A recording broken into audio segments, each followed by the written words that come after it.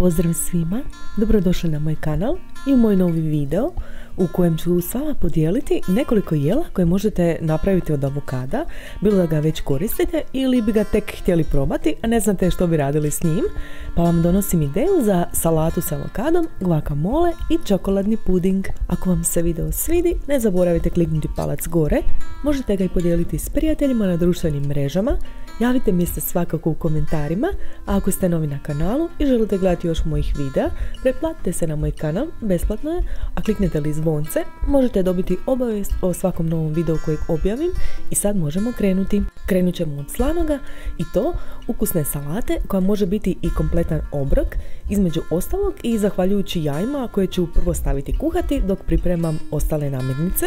Osnova je naravno salata koja može biti bilo koja po vašem ukusu, a ja za ovakve salatne obroke najviše volim koristiti rimsku salatu jer je blagog okusa pa ne dominira ostalim ukusima, a ujedno je i vrlo kompaktna. Ovako ja perem salatu tako da je odrežem uzduž, otklonim korijen i time omogućim mlazu vode da ravnomjerno ispire sve listove odjedanput. Treba će mi kukuruz kojeg nažalost imam samo u limenci, pa ga također dobro isperem od štetnih tvari kojim je limenka presvučena, i naravno avokado koji je idealan za konzumaciju kad je mekan na dodir, toliko da se vrlo jednostavno može oguliti.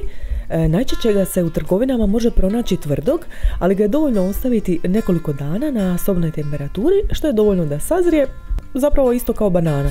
Narezat ću salatu koju ja uvijek režem ovako na kockice.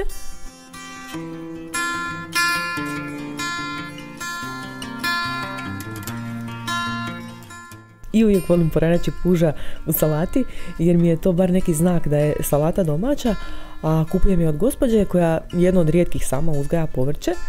I ne brinite, pustim ga na slobodu u susjedov vrt koji ne uzgaja povrće, pa nema štete. Avokado ću isto narezati na kockice.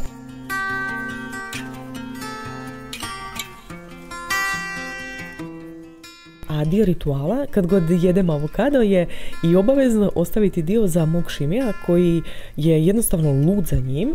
Mislim da bi on sam mogao pojesti cijeli avokado kad bi mu ga dala.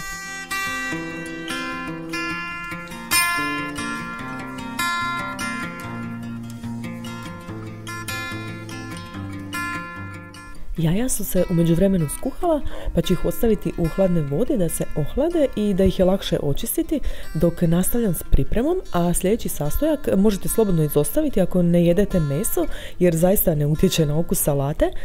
Piletina koja je meni baš bila ostala od juhe koju sam kuhala prethodnog dana, pa sam je odlučila iskoristiti na ovaj način, a vi ako želite možete kratko ispeći pileća prsa, izrezati ih na kockice i dodati salati. Očistit ću i jaja koje su potpuno dovoljan izvor proteina, pa ovdje meso zaista nije nužno za hranjivost ove salate.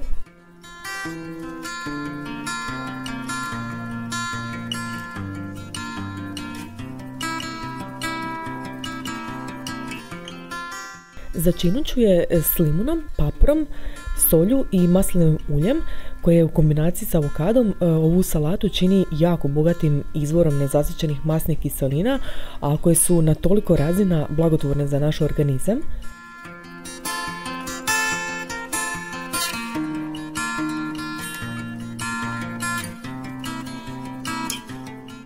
Mislim da nije nužno naglašavati koliko je ova salata fina, a najbolje je ipak da se sami uvjerite. Sljedeće radim guacamole, a to je meksički specijalitet koji se jede kao namaz ili umak, a ja ću ga koristiti kao namaz za tost. Osnova mu je avokado u kombinaciji s rajčicama, dok su mu osnovni začini čili, peršin i limun, naravno uz kombinacije po želji, najčešće je to u nas češnjak. Ja ću u svome izbaciti peršin jer mi nije fin kad se jede svjež, i češnjak jer ne volim smrditi po češnjaku. Moj je avokado predugo bio vani pa je počeo propadati, ali to nije nikakav problem jer se taj dio jednostavno ukloni, a da ne utječe na okus, a onako mi je najbitnije da je avokado fino zreo kako bi se lako mogao gnječiti vilicom, što ovaj definitivno je.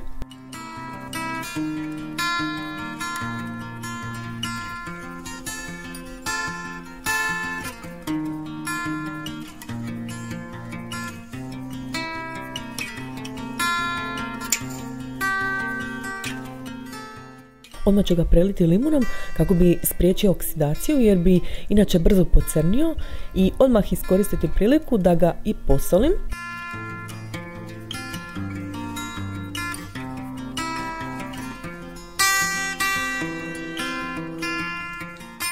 Prebacit ću ga u dublju posudu i izrezati čerice.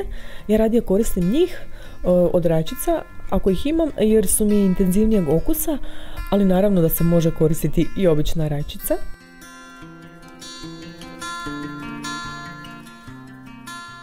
Čerice ću umiješati u avokado i dodati još samo maslinovo ulje i mljevene ljute paprike. To se naime skriva iza začina koji se zove kajenski papar.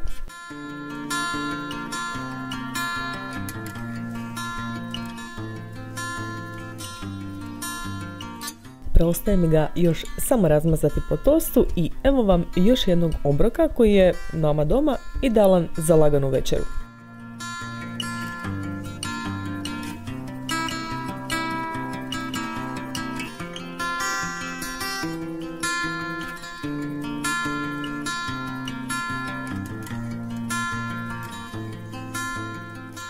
I ostaje nam slatko za kraj. Meni je ovo bilo nevjerojatno dok nisam probala i uvjerila se sama da se od avokada i od svega još nekoliko sastojaka može dobiti pravi pravcati čokoladni puding teksturom i okusom koji je ujedno i zdrav, pa je najbolje da i sami pogledate kako. Potrebno je u blender staviti otprilike polovicu avokada, decilitar mlijeka, 2 vrhom pune žlice 100% kakao, to je jako bitno, sladila i okusa po želji. Ja sam koristila rižin sirup, sirup s okusom karamele i vanilju jer sam sve to u tom trenutku imala, ali možete staviti i samo običnog šećera, vanilije, meda, ma što god želite, to neće utjecati na teksturu. Sve je to potrebno još samo dobro izblendati, pa tu moram napomenuti da ćete morati s vremena na vrijeme ili smjesu promiješati ili ovako kao ja promućkati jer se smjesa previše zgusna ako se vrti samo na jednom mjestu.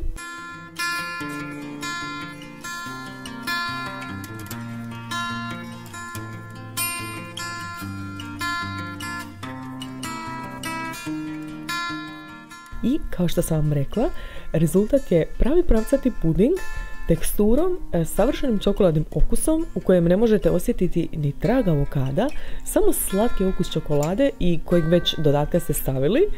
Najbolje je ohlađen, a u hladnjaku može stajati i 2 dana.